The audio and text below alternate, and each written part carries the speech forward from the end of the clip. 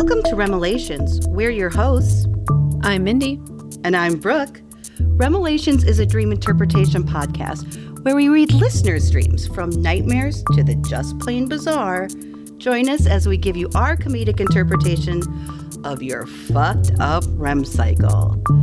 This week, I've got a dream from Anonymous about ex-boyfriends and tornadoes. If that's not enough excitement, we also have catnaps. They have to do with Snoop Dogg asking for your digits, unstable monkeys, holy Pecks, my. and self-deprecating rap battles. And you're not going to want to miss this week's topic as I talk about the 1977 plane crash of Lynyrd Skynyrd and what does it have to do with a dream. All right, Bestie, we want you to snuggle up and stay warm on this winter night. And let's get started. Woo! Let's Okay, I'm a little nervous about this, Mindy. Right now. Right? Okay, I'm nervous. No, I'm not nervous. I'm nervous, excited, but like, I don't really know how to say it, so let's just start. Let's go with it. Okay, let's Besties. Just start now. We know you love listening to our crazy dream interpretations. But I have a feeling out there's more than one of you that sits with your pen and paper while you listen and take down your own notes and interpretations, and we want to hear them. So this week, take out your pen and paper and analyze this first dream.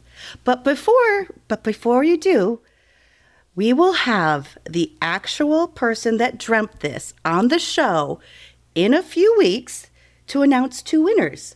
One for most accurate interpretation and two for the most entertaining interpretation.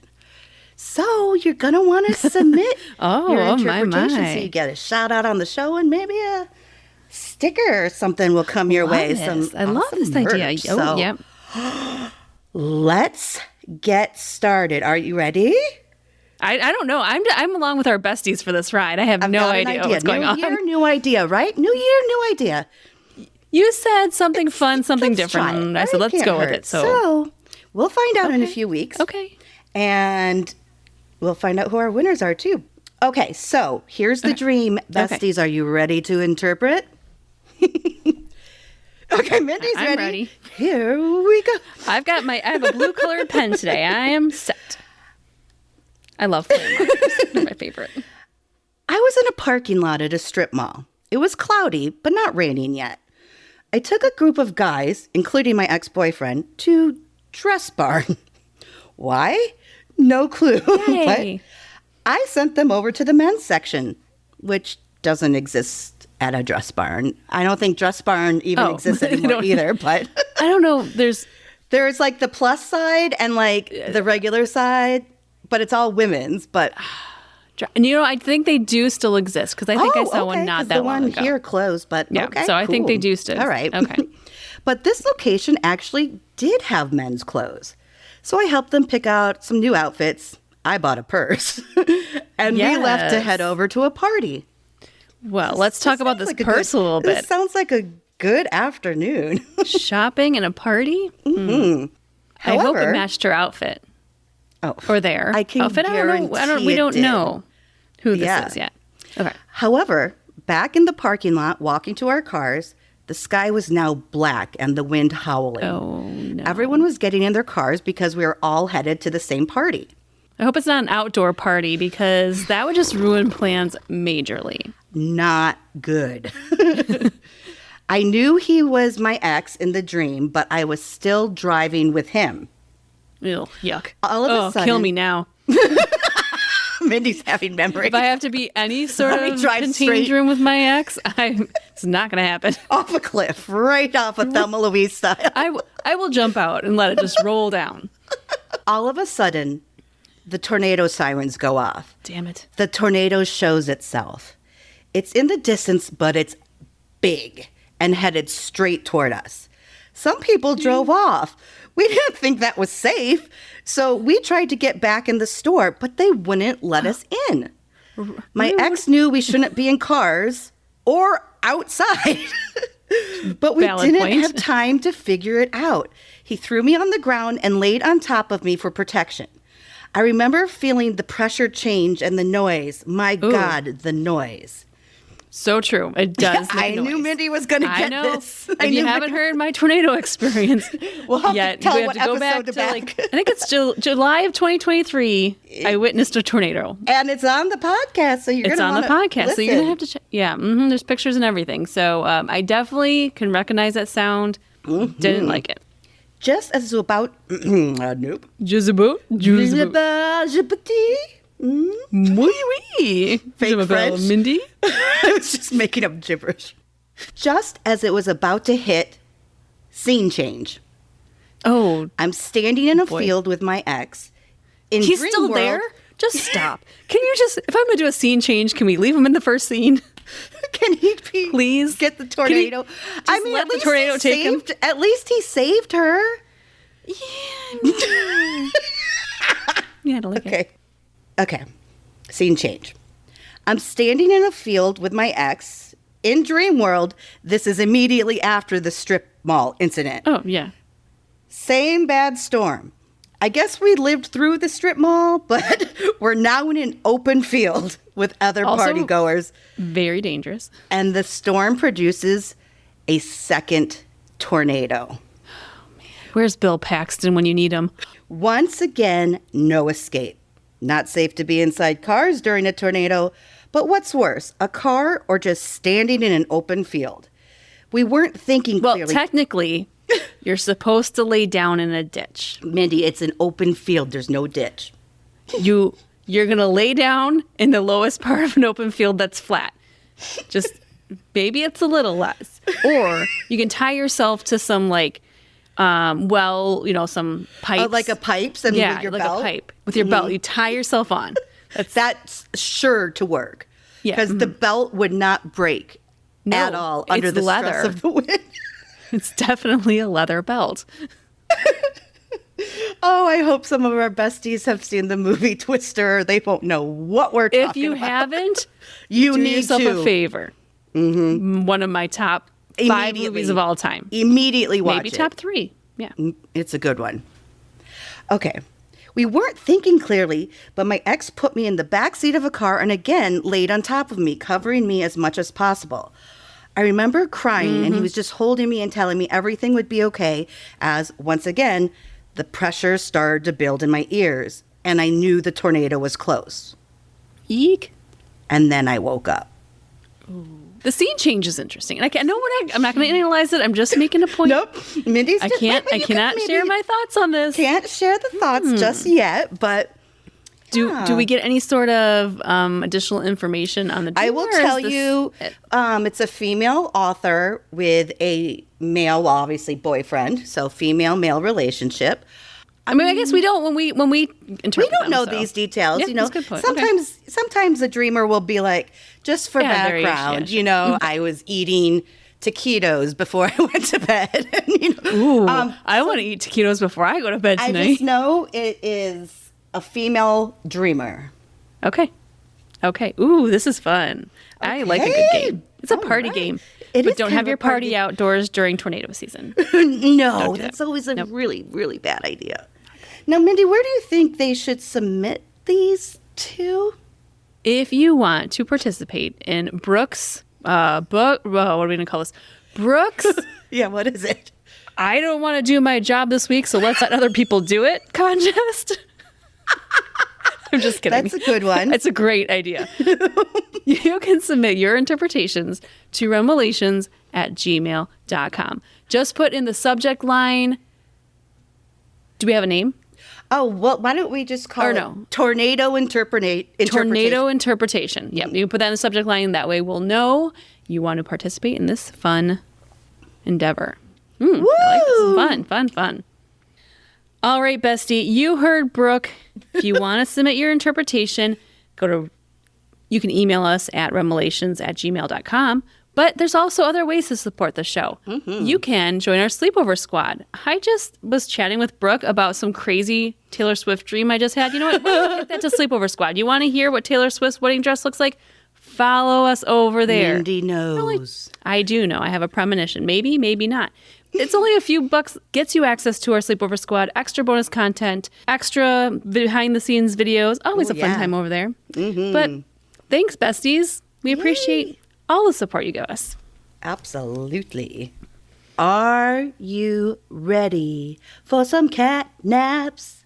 I am. Cat naps. It's our fun time of the show where we read through a bunch of dreams, dream stories, one-sentence dreams, short dreams, just so we can get a lot of your ideas and dreams out there. And we don't really do too much analyzing of them, but we want to read them because they're on our show, and so are you. Well, Brooke, I will give you a choice. Okay. Do you want to start with a nightmare or a funny celebrity dream? Oh, funny celebrity dream. Okay, here we go. Okay. This dream was submitted by Anthony, and he's from Chicago. All right. This dream has a title, actually, and he titled it, Dream About Getting Frustrated with a Cell Phone. I bet no one has ever experienced this in their entire lives. Seriously, there's so many times. Here we go. I somehow got to meet Snoop Dogg. Okay, go on. I have to tell you something later. Okay. Oh, guess, that sounds like a party. Whatever Snoop Dogg's involved, I am there. I mean, I would give that man all my time. Seems like just a quick sidebar, and I'm not trying to like...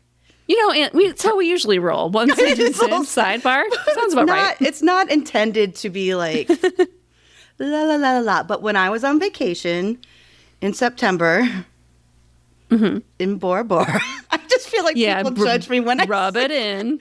Snoop had been there like a month before, and our same boat tour guide the one day was like, yeah, he just came out in a jet ski and passed me a joint, and he was like, hey man, how's it going? And like just chilled. Like there were no people in the boat, but he was like coming back or whatever, and he said he was just passing out joints like they're cigars. Yeah. I'm like, oh, Snoop. Okay. Yes. Okay, well, we know what our hashtag is today. Oh. Absolutely has to be the jet skiing, joint passing out, and hashtag what does Snoop Dogg dream? Oh, I can't wait to hear from him. Although I do hear you don't dream as much when you are on the cannabis. But we need to hear from him to know for certain. Yeah. Scientifically. Snoop, even if he just calls and tells us a daydream, we'll take it. This is for scientific research, Mr. But Dog. we'll have to tell him we have to meet you in Bora Bora. Oh, where you stayed, and then we have a few questions for you, and then just a few. That sounds like we just won't That sounds leave. Really creepy, but then okay. We just won't leave. Let's go with that. All right. So Anthony had a dream. He got to meet Snoop Dogg. I guess we were chilling and doing something, making music probably. I can't sure because that's the first thing I would think to do with Snoop Dogg is make music. No, it's probably to smoke something. Especially with me, I don't have any musical ability. I'm like, you don't want me to put anything down on that track. But I'll take a puff pass if you have it. I can't remember exactly why he was there, but I know Snoop when I see him. I think most people do. I hope so. He and I were just talking, and then he asked if he could put my number in his phone. Oh, cool. Sweet. With dreams being so weird about cell phones, I couldn't make out any of the letters or numbers. And if I tried to spot a letter while typing, the letter would just move to another block. It was really weird. Oh, boy. I would just put an emoji. I would just put like what emoji? Instead of putting your name in a cell phone, what emoji would just symbolize you? Me? Just you in general. One emoji. Maybe a kitty cat with the heart eyes? Oh, of course it would be. Of course. I'm going to change yours right now. Oh, no, that's not what I am. What am I on your phone? Yours Brookie. But I'm going to put an emoji on the back of yours. I love it. Are you the poop? Are you the poop? Please, really? That's what you'd give me? You're so rude. No, I didn't say that's what I'd give you. I wouldn't choose it for myself either. What would I give Mindy? I feel... Is there someone that's just on the move? On the move. The person running? Like the running emoji? Yes, the person running. Okay. Because you're always doing stuff. But what would you pick? Oh, I think that's a good one. But I was going to say stars. Just stars. I love it. I love it. Just like the, not the one star, but the multiple stars, like the 2-star Yes, emoji. no. I think you know that's which one I'm very talking pretty. about. Yeah. I like it. I might add that to yours as well. Well, I think Anthony should have just tried that. He also says, the keyboard layout on the phone changed a lot too. It just kept moving around. I got frustrated trying to put my contact information in for Snoop. This is poor Mindy. Mindy's like looking at the letters and numbers going, oh, shit. All the time. Oh, shit. I guess Snoop grew impatient and snatched the phone away before I could finish. Snoop is You so lost. Well, he probably had it for like 10 minutes over there. Like, right. Okay. Just put just put something, Anthony. Anthony does finish up with saying, I feel like the dream is telling me that I need to make more use out of the connections I have, or else I'll lose some pretty big opportunities. Makes sense, because I'm a DJ and I meet a lot of people. I haven't met Snoop Dogg yet, though. Well, fingers crossed for you, Anthony. Fingers crossed. I hope he does get that. I hope you do. I do, too. And let us know when it happens. And then if it doesn't work in the cell phone, just see if you can find a piece of paper, like old school, like write it down on a piece of paper. This guy lives by you, Mindy. Grab Snoop Dogg's hand, ask for someone to give a pen to you, and you write it on the palm of his hand. Have you ever done that, Brooke? I haven't. It tends to like... No? Some of it gets worn off by the end of the night, and it's like good as gone. If it's sweaty, yeah, I know. But hey, it's better than not getting in Snoop's phone at all. I would, like you said, piece of paper would be the best bet. Yep, I'd go with Business that. card, maybe, Anthony? Or take your phone and text him your phone. Get his phone number, text him. There's Hey, lots it's of options Anthony. here. Text me back. It's your boy Ant. DJ Ant from Chicago. Best wishes to you, Anthony. I've got Miss Gracie from Orlando. Mm-hmm. Gracie, love the name. I woke up once in a bright white light, and I threw a punch into the light just out of instinct, but not knowing necessarily what was there. Interesting. With the confidence that I had one chance to take out that something or someone, I threw that punch, felt the pain, and went right back to sleep. When I got up in the morning, I had a pain the length of my arm. Ow. We know where this is going. Yeah. I went in and got it checked. I had dislocated a bone in my hand, and it still is, and messed up my wrist, my elbow, and my shoulder. I have no idea who or what I was throwing that punch at. But I hit a very solid wood dresser next to my bed. Oh, could you imagine like full force punching a piece of wood? Wow. As much as I did to my arm, I didn't leave a mark on it. The dresser. No mark on the dresser. My ex-husband taught me to throw a punch with my full arm with the weight of my body. Yep, learned that well. Yeah, good. That's what she says. And then that's it. Gracie. Oh my God, she's permanently damaged from a dream. Ooh, that's painful. I haven't heard that one before. No, we haven't. I wonder if the dresser was white. I wonder like what, or even if it's like, you think like maybe a black dark force you'd want to punch, but a white like force, that, I think but that's interesting. That you would, the white makes it seem like especially brilliant bright She's white. like, I'm not ready to die yet, God. Yeah, like maybe like, get out of here. I'm not ready to go down that tunnel yet, but who knows? Yeah, to punch a bright white light, usually it's the dark, scary ones. Mm-hmm. Ouchie. Thank you, Gracie. Well, speaking of dark and scary, I've got a nightmare here from Joe, J-O, just so you know. Ooh. From Orlando. Sticking in Florida here. Wait, Gracie's from Orlando. Do they know each I wonder other? if they're best friends. Joe and Gracie. I think that sounds cute together. Maybe. That is Joe and Gracie. This one's called Surviving a Tiger Attack. Okay, I'm scared. Go ahead. I was in some woods with a friend.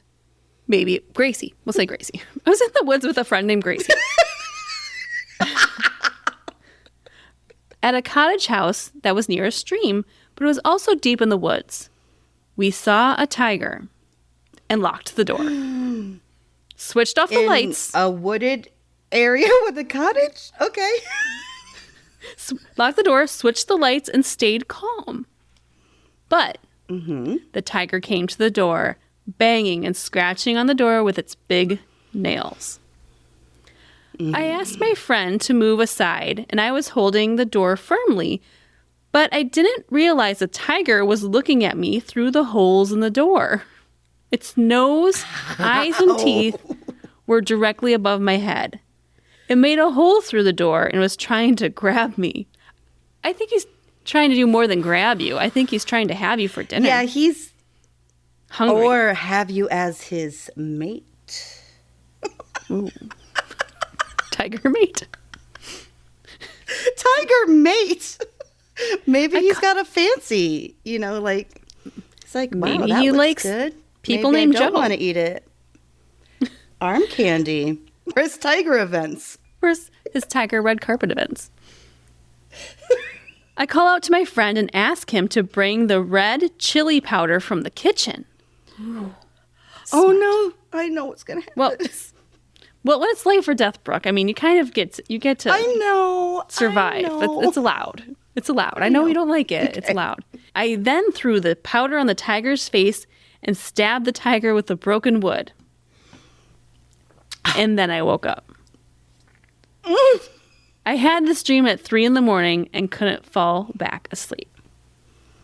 That would be intense. It would be. That would be intense. That's very like scary. You're in a fight of your life in a very kind of, besides it being like a wooded area, like with a cottage, I would think that this is a very realistic scenario that, like, say it's a very secluded place and, tigers are endangered and, food is food at some points. Like, they have their food that they eat, but when they're endangered, it's like they're going and have to be opportunistic. Joe. Yeah. But, I mean, very, very smart to grab the chili powder, though. Yes. I like that. I like that a lot. That's the old Cool Hand Luke trick, right? Did we Cool just not Hand talk Joe. about this a few episodes ago? Hand Luke? Did we talk about the Cool Hand Luke thing? I don't believe so. Okay, because in the movie Cool Hand Luke, when he is, spoiler alert, I mean, the movie's 1,000 years old. Spoiler alert. When he escapes from prison, they have, like, the hounds after him. And he goes into this one person's kitchen and takes all the peppers and stuff and starts putting it all over the grounds and then takes off so that when the dogs get there, they can't smell anymore. They're just sneezing and like, smart. Yeah. Yep. Cool Hand Joe. Smart. Yep. Love it. Cool Hand Joe. Thank you for sharing. All right. Francis from Prescott. I had a dream I was in a rap battle with my sister. But I can't rap, so I started singing instead. Well, this rap would be sing. me. I'm It's like, a good thing. I don't know what to do, so I'm just gonna dance a few. Hey, you rhymed. That's just the start of rapping. You got it. I mean, I could win. I could win this. You could. My sister was killing it, and then when it was my turn, I just started roasting myself instead. Oh. I'm dyslexic. Hey, remember? I work too hard much all the time. Okay, I'm not going to self-deprecate myself. That's a terrible roast, Mindy. I was using all of these creative and poetic insults on myself until I made myself cry. Oh. That's too deep, Francis. Don't go that deep. Don't hurt yourself. But you know what? She's given it all to the crowd. Obviously, she's given it all to the crowd. Love it. Oh, everyone was so impressed with all the insults I came up with and with how effective they were on me. Oh, yeah. Makes sense. That I ended up winning the rap battle. Yay! Congratulations, Francis. I was singing. I roasted myself. instead of my opponent, and I cried, but I still won. Good job, Francis. I hope you have the biggest trophy ever, or maybe like a belt. Like, I hope so, too. I feel like if it's a rap battle, you should win a belt.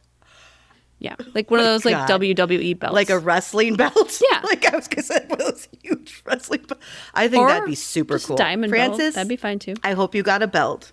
We hope you got a belt. Yeah. Next, we have Maya from Plymouth, Michigan. I had a dream where I was in a restaurant enjoying my meal.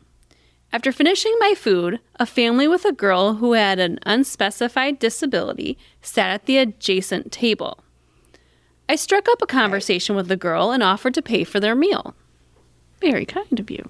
That's very nice. Good deeds. Mm-hmm. As I headed to the counter to pay my bill, I realized the dishes were very expensive. Oh, that's never a pleasant surprise. And then I became worried I might not be able to cover her bill. Look at the menu before you sit down. Soup? Only appetizers. When I reached the counter and asked for my bill, I was filled with guilt, and I couldn't afford to pay for the family's meal. That does suck. I don't like that very much. Just trying to do something nice. No, I don't like it either because it's uncomfortable for everyone. Yeah. Like, hey, come out to dinner. I'll take care of it. And then they're all excited, and then you're horribly embarrassed, and then they're uncomfortable because they have to somehow come up with a way to pay It's not for a their good own situation meal. for me. It's uncomfortable. At that moment, an elderly, affluent-looking lady approached me and complimented my appearance, suggesting that I should consider marrying a politician or a businessman. Like, unwanted advice. You'd look great with a politician. Nobody looks great with a politician, Brooke. What's that? No. That's so random. I was left speechless. And then my mom woke me up. I like where your heart is in this, Maya. Happens. I really love it. I don't like the unsolicited advice. I don't. But that's an awkward dream all around. Does anyone like unsolicited advice? I know I don't. Yeah. Brooke, you should marry Snoop Dogg. I will take that advice. I'm not offended. I will do that. And I will be right there as your maid of honor. I'm not offended even a little. Just help me make it happen. Just gotta put your phone number in his phone. Just we gotta figure that out. I could do it. And I'd have a backup. I'd have it written on paper. I'd have a business card, even though I don't have business cards. I have one made up just to give to Snoop. Yeah, good call. Like it. Just in case. You've been thinking about it. I like how prepared you will be. I have been in the last minute. I've been thinking of we got this. I'm there, and I will be the best maid of honor, Mrs. Dog. Mrs. Brooke Dog. I think that's nice. Oh, no, you're a cat person, though. But maybe you have to... It's going to be complicated. Well, he was Snoop Lion for a minute. Maybe I can be Brooke, Snoop... No, Brooke, Dog, Lion... What were some of his other names? Snoop Dogg, Snoop Lion. There was another one I can't remember. Okay, interesting. There maybe have been a few, but anyway, I'll take it. Moving on. Okay, so this next one, I actually have 3 one sentence ones. So I thought I would kind of just let's roll. Let's roll through. And we will let's roll. So this is Hannah, Isaiah, and Nikki. Okay. So first, Hannah. I had a funny dream where an unstable monkey attacked Joe Biden. Why is this so funny? She asks. Because monkeys are funny. They are funny. It doesn't matter. A monkey could be attacking your favorite person in the world and it would still be funny. They can be dangerous. Oh, they're very dangerous. They can fuck you up.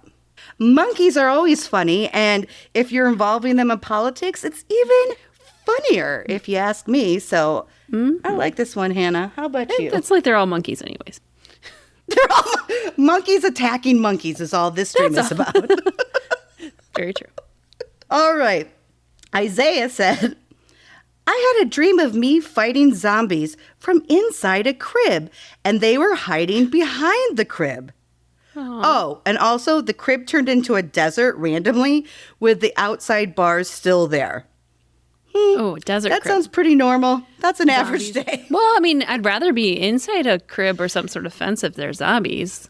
I'll take it. But why don't they just go over the top? Because they're dumb. They're zombies. They just can't figure out how to get over that top rail into the crib. Yeah, good point. Just like a 2-year-old. Well, I get it.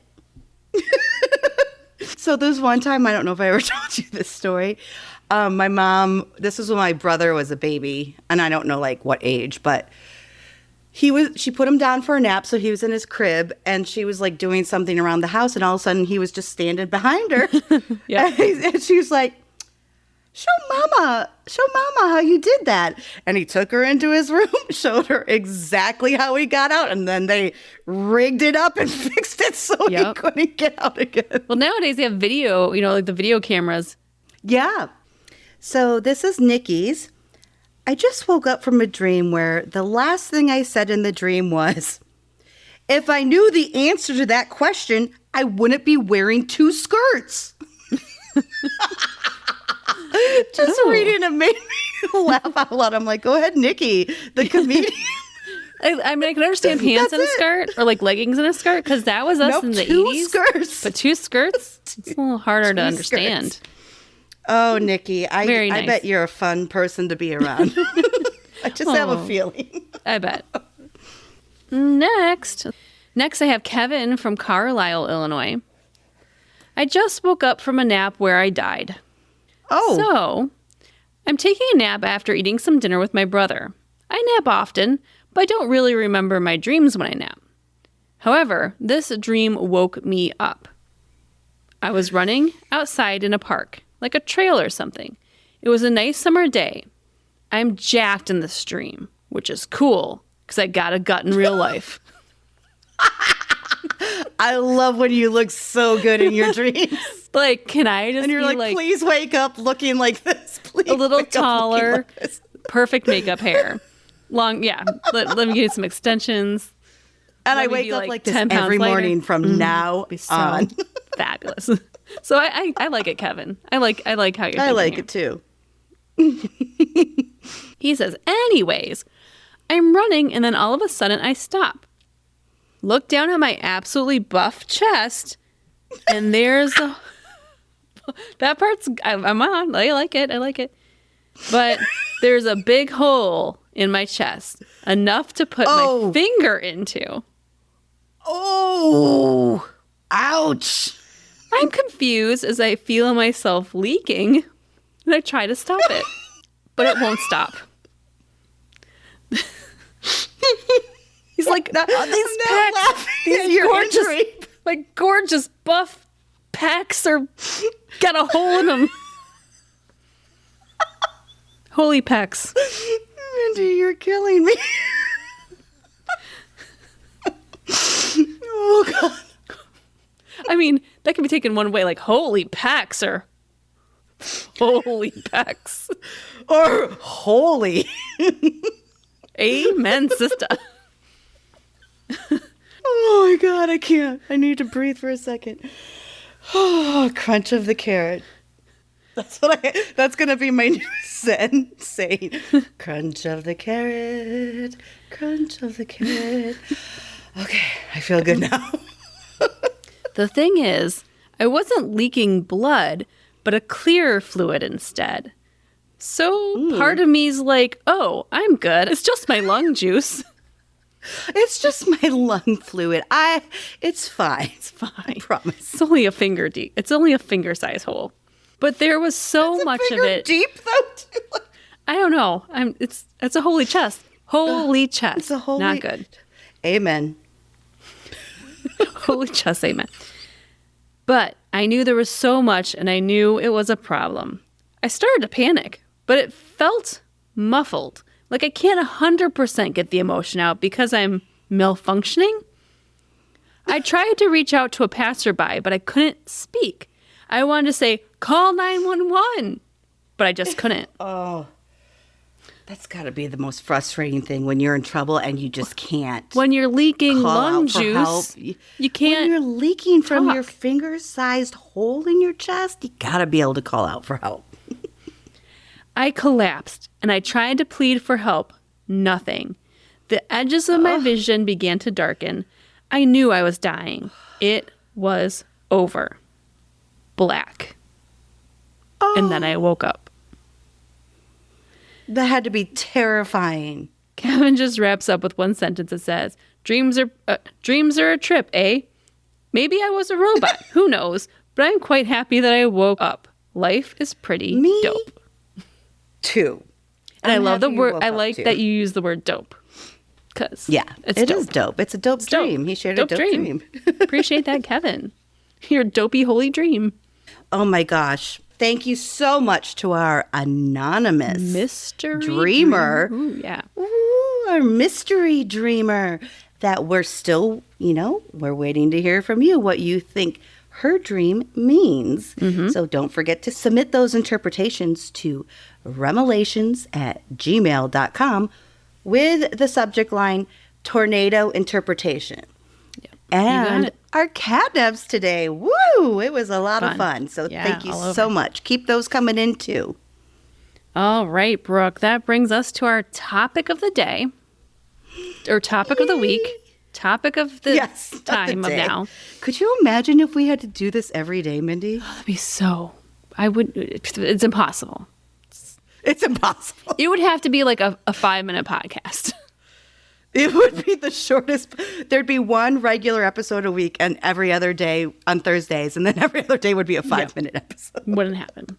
Look, I knew about what I want to do for our topic because I felt like, we've done a lot of sciencey stuff recently. And I kind of like to do something, I would say fun, maybe historic. Are we switching places? Well, it has to do with entertainment. So maybe. Okay. Okay. Have you ever heard of someone named Jojo Billingsley? Jojo Billingsley. I'm stumped. Okay. Well, this is a story of Jojo Billingsley and her premonition dream. Ooh. You may not have heard of Jojo, but you probably heard of a band named Lynyrd Skynyrd. Yes, I have, as a matter of fact. And if our bestie hasn't, Lynyrd Skynyrd is an American rock band, very famous in the 70s. Southern rock. Yeah, definitely developed that genre of rock, which was Southern rock. Everybody knows the song Sweet Home Alabama. Exactly, you nailed it. And possibly Freebird, too. So 2 of their most popular songs. Mm-hmm. Lynyrd Skynyrd, the band was formed in Jacksonville, Florida, in 1964, and the original band name was My Backyard. Doesn't have the same ring. Kind of zazz that we needed. The pizzazz. Did you hear that new song by My Backyard? No. Wait, outside in my backyard? No, My Backyard. The song by My Backyard. Oh, your backyard? Like it's next to your backyard?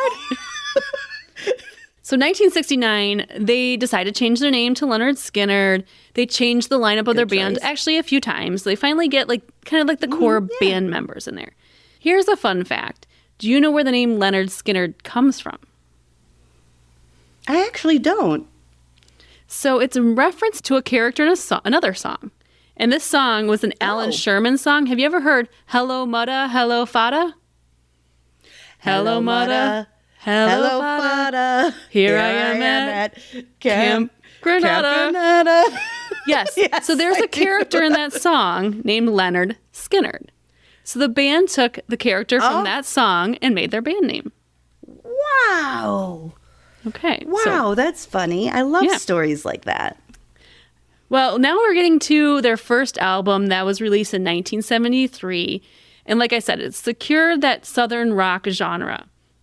The original band members were Ronnie Van Zant on vocals, Leon Wilkinson on bass, Billy Powell on keyboard, and Ed King on guitar.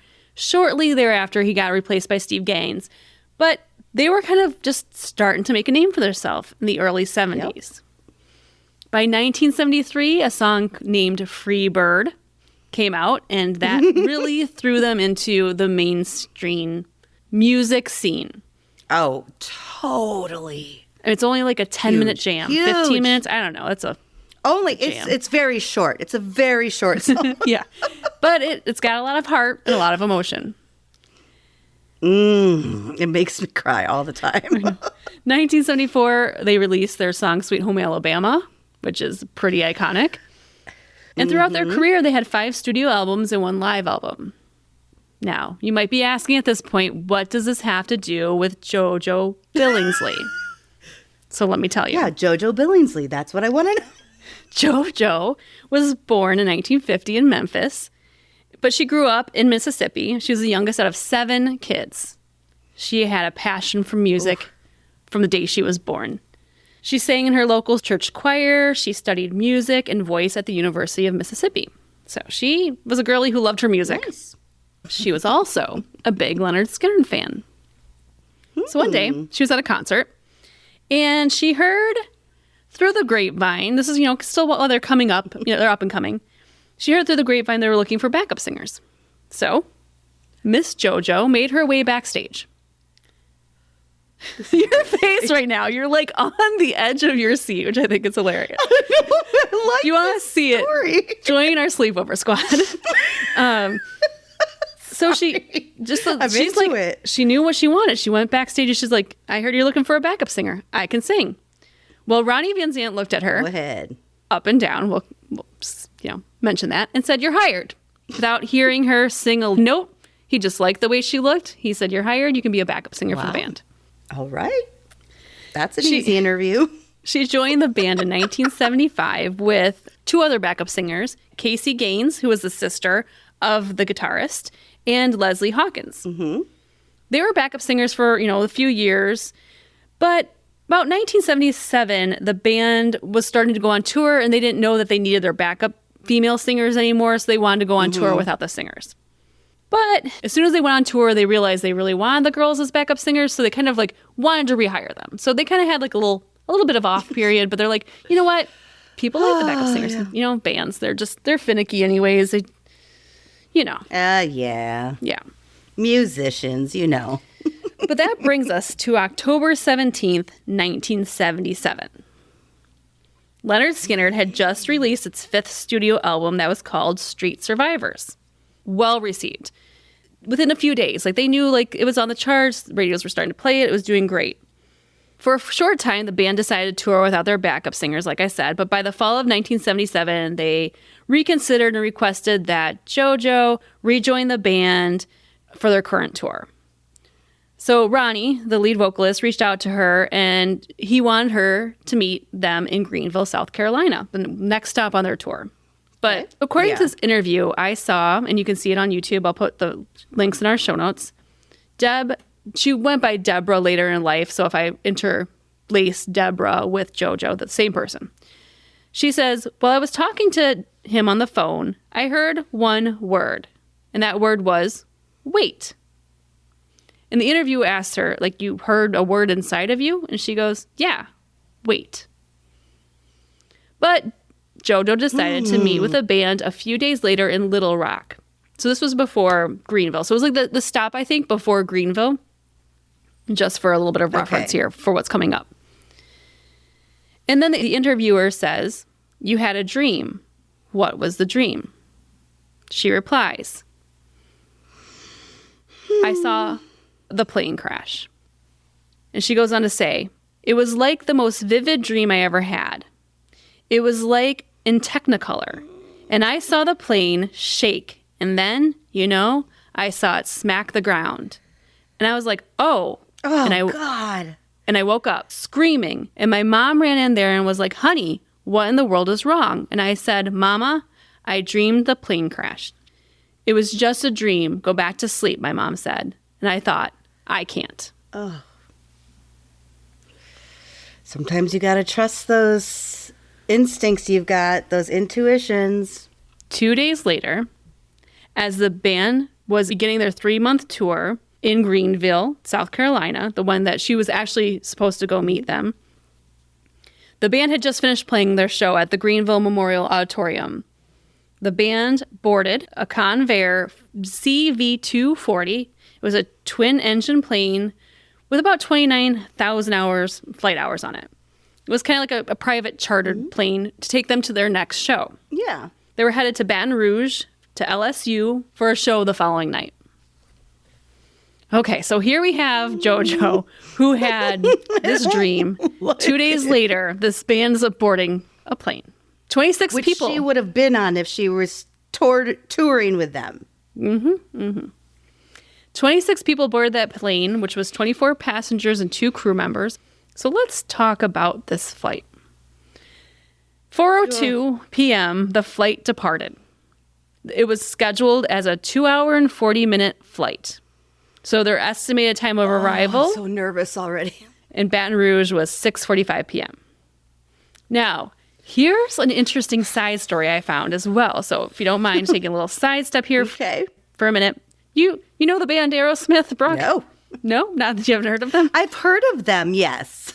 Which is interesting because they kind of started Might the be same a fan. classic rock genre, kind of like that. You know, they had that same sound very early on if you listen to the two bands around the same time. Aerosmith, in one of their biographies, said that they declined to charter this plane because they were offered to lease it, and they declined it because it wasn't up to snuff. And the crew later recalled in this biography that they saw the pilots sharing a bottle of Jack Daniels between them as the plane was being inspected. So Aerosmith passed up on this plane. G. Wow. I know, but Thank you, Steven Tyler. Everyone just Thank you, take Steven a breath Tyler, here. for making that choice. Whew, just take a minute. Let's just, we know what's coming, right? We know what's coming. Not to spoil it, but It's like watching Titanic, the movie. You know what's going to happen. What's happening, but you're still like, how are we getting there? How are we getting there? One of the people on the plane that boarded was Casey Gaines. She, again, was a sister of the guitarist, but also a backup singer, one of the backup singers they were trying to bring back on tour. She had expressed doubts to Van Zandt about flying on this airplane because, from what I can conclude, from what I can tell, Jojo had reached out to the band and said, I had a horrible dream. And this is just my interpretation of it, but they're both backup singers, and they probably were close. Yeah. I think that Casey really took to heart this premonition that Jojo had and was very trepidatious about getting on this plane at night.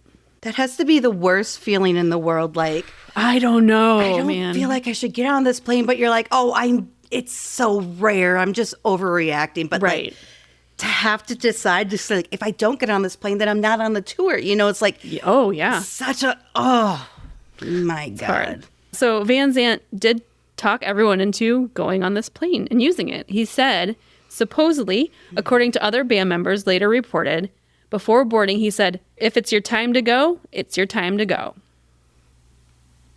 All right. So we have our plane. It's filled with 400 gallons of 100-octane low-lead fuel. The pilots told air traffic control it had enough fuel for 5 hours for a scheduled 2-hour and 45-minute flight. Plenty of fuel. Mm-hmm. They received the weather in return. And you know me, Brooke. I love my NTSB reports. So I know you do. Here we go. So the plane takes off at 4:02. We're at 6:42 p.m. And here is what was heard. They made a call to Houston Center. Pilot said, yes, sir. We need to get to an airport. The closest airport you've got, sir. And they responded, asking the crew if there was an emergency. Their reply was, yes, sir. We're low on fuel. We're just about out of it. We want vectors to Macomb. Post haste, please, sir. 3 minutes later, they requested an emergency landing. The next transmission, the pilots say, we're not declaring an emergency, but we do need to get close to Macomb as straight and good as we can get, sir. Center, 5-vector Mike, we're out of fuel. Why wouldn't they consider this an emergency? Right? I mean, I don't get that point. Why is that not an emergency if you're out of fuel? The center replied, Roger, understand that. You're out of fuel? They replied, I'm sorry. It's just indication of it. The crew did not explain what the indication was. The response was, "We're at 4.5." And that was the last transmission from the plane. So within it looked like 3 minutes from their first call to the airport to the time where the lost transmission was only 3 minutes. It was a very short amount of time. That's terrifying. That's it. That's how long it takes. And why wait till that's long to be like, hey, we're low on fuel. Like before you're on empty, you make the call. You would think it would be more like a car at least has a light that comes on and it dings. You would think a plane would do the same. And right? what happened? They had plenty of fuel. Well, oh God. We'll get to that. Okay, we'll get to the conclusion of the investigation at the end. But in the meantime, Billy Powell, a member of the band, said this later. Spoiler, he does survive, obviously, to give this recount of what happened. Billy says, everyone was just doing their thing when the pilots told us of the situation. Armistice Pyle, another band member who also survived, was a pilot himself. He told everyone to prepare for the crash because he heard the pilot saying something was wrong. He told everyone to prepare. He recalled Van Zandt shaking his head as if to say goodbye.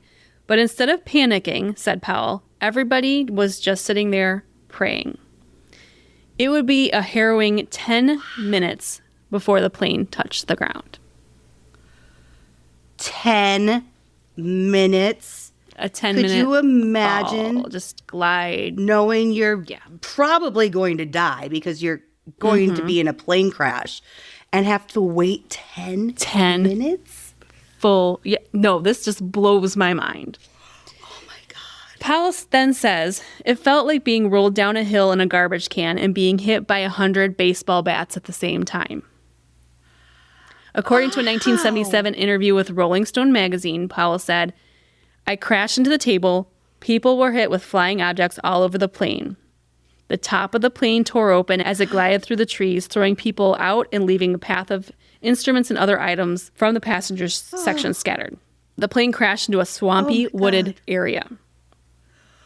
Oh, it's even worse. There's going to be alligators and crocodiles. Yeah. Oh, I didn't even think of that, Brooke. I didn't even think of that. Oh, stop. Oh. I think of all the bad things. Well, again, the plane crashed in a heavily forested area 5 miles northeast of Gillsburg, Mississippi, and there were 6 victims that died immediately on impact. Ronnie Van Zant, the lead vocalist, Steve Gaines, the guitarist, Casey Gaines, Steve's older sister, the backup singer, who didn't want to get on the plane in the first place, Walter McCurry, the pilot, John Gray, the co-pilot, and Dean Kilpatrick, who was the assistant road manager. The rest of the 20 people were severely injured. I was like, I don't know how anyone survives a plane crash.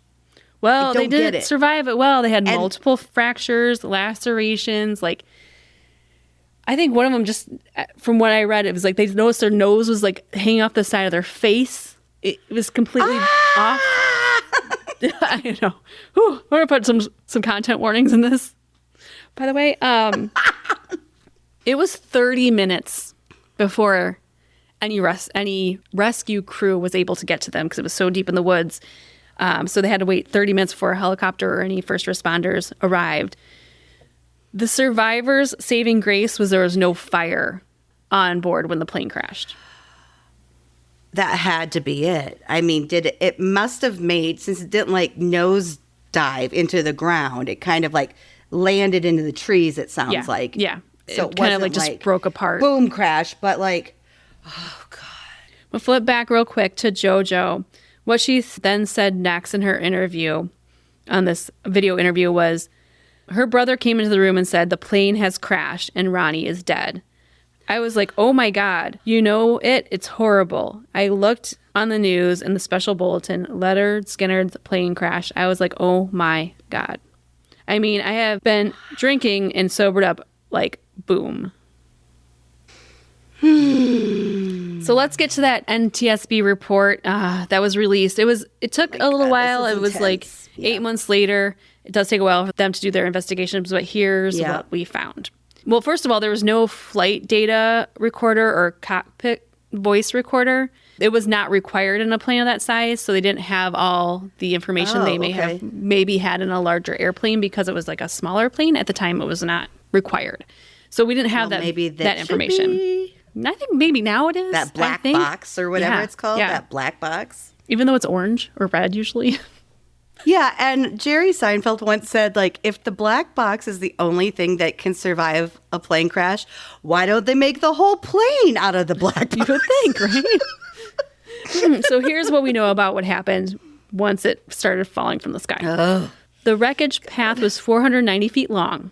It started to hit trees that were 80 feet tall, that were 3 foot in diameter in the final 300 feet of the flight. So it just started, like you said earlier, it just started clipping trees. It started coming down. The left horizontal stabler and the outboard section of both wings were torn off. The right outboard wing panel was torn off. The fuselage disconnected from the rest of the plane and continued forward another 140 feet after impact. Cabin seats were separated. So, and there's actually a diagram, so I'm going to post that on our blog. So if you haven't checked out our blog yet, just go to REMelations.com. You'll be able to see all this.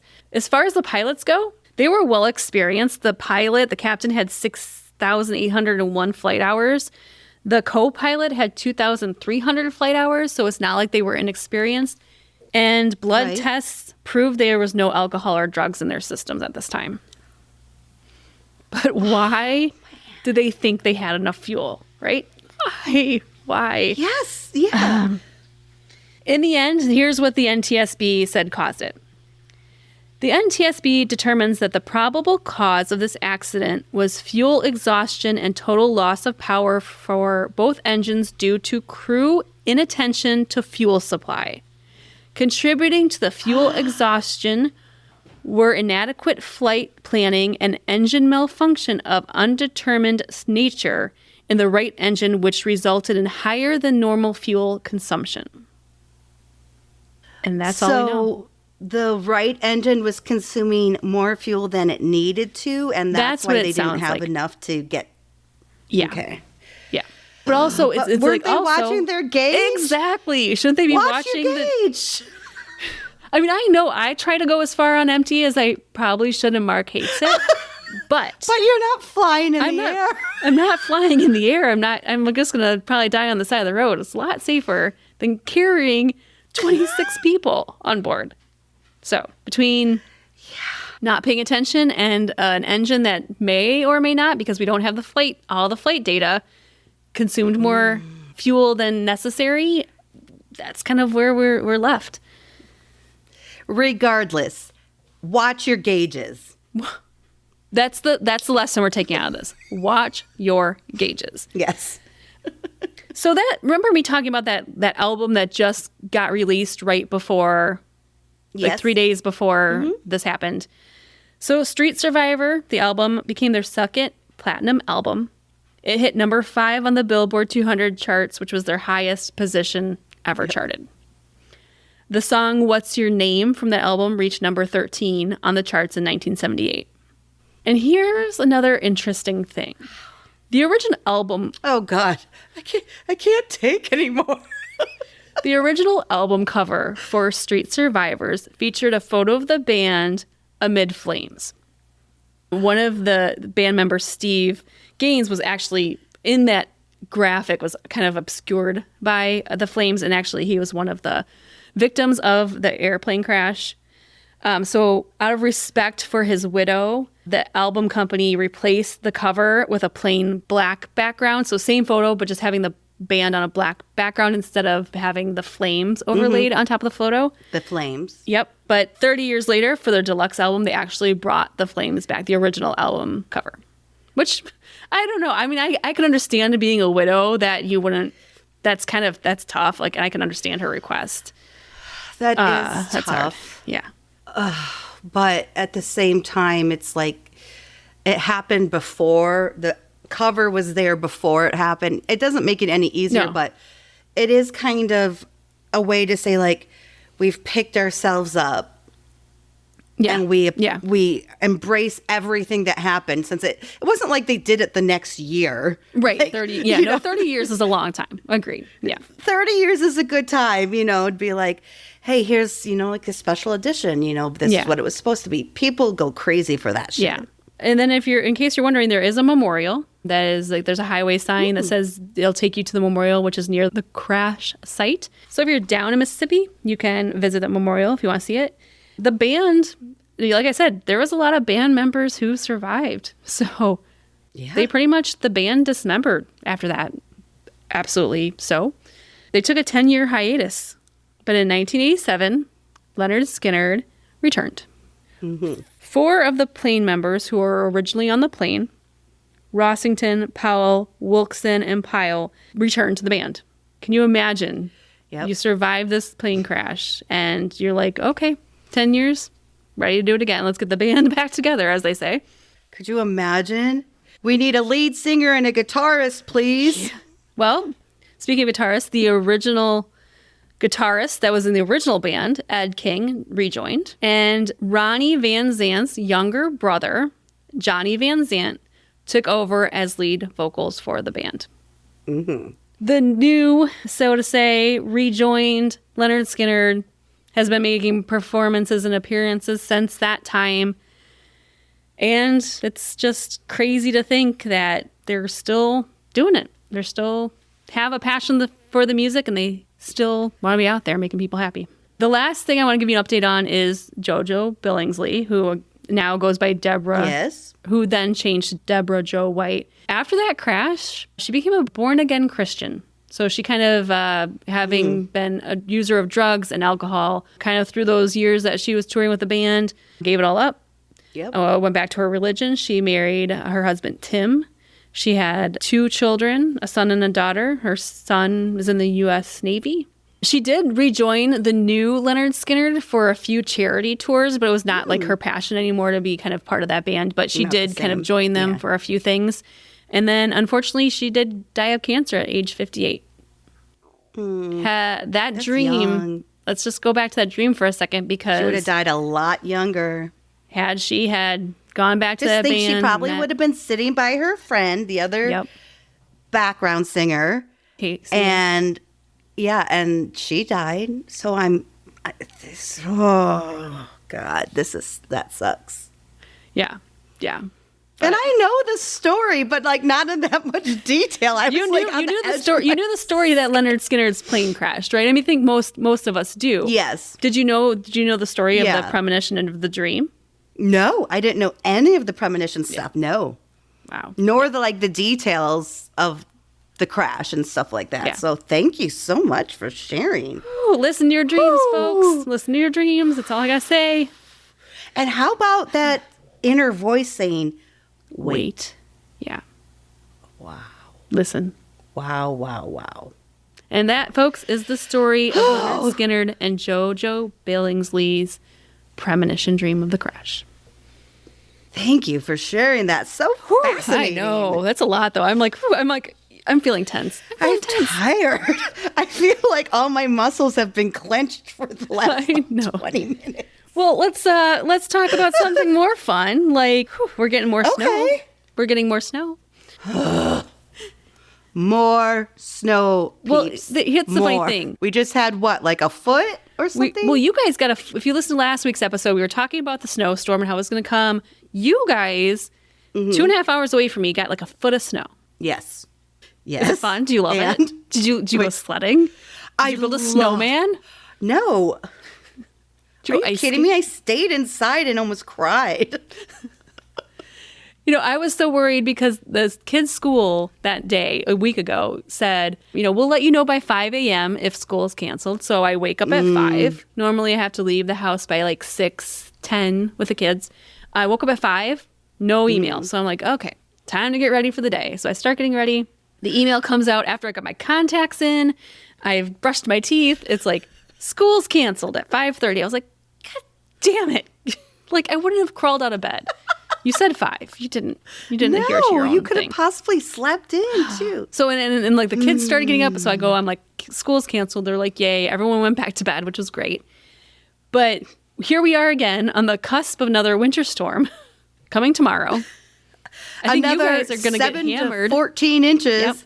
Yep, that's why I 7 think we're to supposed 14 to more inches. It's only been, it's been a few days, really. Yeah, right. After that. It's bad. But I will say the kids' school already got canceled tonight. So lucky for them. Another snow day tomorrow. I know I don't have any alarms. Can sleep in. I'm not looking forward that's to nice to know ahead shoveling. of time. Yeah, but it's going to be another dump of snow. Are you guys getting that much again, too? I think it's like at least like 7-9 inches. Yeah, it'll be fun. I'm not planning on doing anything or going anywhere. It's all good. I got the groceries I need. And like I said, at least you know. Yeah. Okay, so my brother called me, and I can't remember what time it was. He had his trivia, and so he called me, and he was like, all breathing heavy and stuff, and I'm like, what's wrong? And he's like, well, my car's down at the bottom of the hill. Like, the neighborhood he lives in, it's all hills. Where does he live? All hills. Yeah. So he's stuck down by where the lake is, and the house is up one hill, then up another hill, and then up a driveway. And his drive home already was, he said it was the worst it's ever been. It was complete whiteout conditions. This big truck sideswiped him, and he had not hit him, but pushed him off the road. And when he was getting back on the road, a U-Haul came by and like pushed him back off. Yikes. And then he gets to his neighborhood, and he can't get up the fucking hill, so he has to walk all the way up these hills, all the way to the house. And then he's like, "Well, someone's gonna find a Diet Dr. Pepper cherry in the snow tomorrow because I fell and it went flying." And so now he's all like bruised from falling, and I'm like, "Oh, winter just sucks." Yeah, put the spikes on your shoes. Winter just sucks. But I mean, unless you live, California, I'm sure it's lovely. I will say, I enjoy my self-care long shower times. And I was sitting in my shower because how I relax, and don't judge. And I'm just looking at flights. I'm like, where can I go? That's not in the Midwest. California, what are the flight costs to California right now? What are the flights to Florida? Just take me out of here. Anywhere. Arizona, Las Vegas, anywhere. Yes. And then I was like, oh shit, I don't have any money. And then I got out of my shower and it was depressing. Yeah, that's kind of a bummer, right? Like when it was you're a total like, bummer. I really want to get away, and you're like, love to. Yeah, there's not enough money in the bank account for that. So if there's if like maybe United or American Airlines, you want to sponsor us, we'd be happy to have we'll that do a live sponsorship. show from anywhere warm. We'll do a live show from I'm not going to Canada. Plane you want us to, and right now in the winter at least. I love Canada. I would love Canada, just not in the winter. Oh, I was like, why? What do you have against Canada? No, I just don't want to go where I have to stay south of the snow belts here.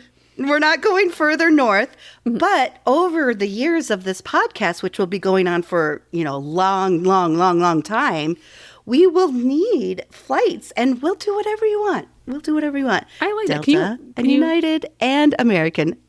Yeah, we're not even talking to Spirit or Frontier. Not on our list. I don't think so. These girls have some class. Or we just like to get where we want to go on time and with our bags. So, Yep.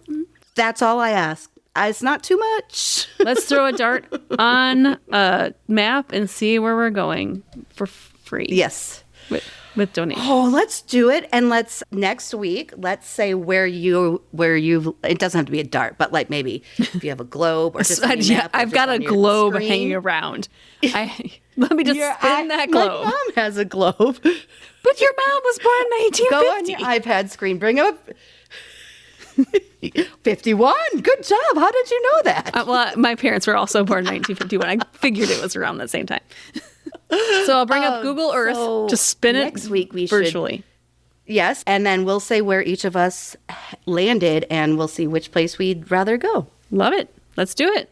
Okay, Bestie. Well, let us know where you're going, because I'm going upstairs to eat some dinner and be cold. But we need you to still do us one favor, and that's tell your best friend about the show.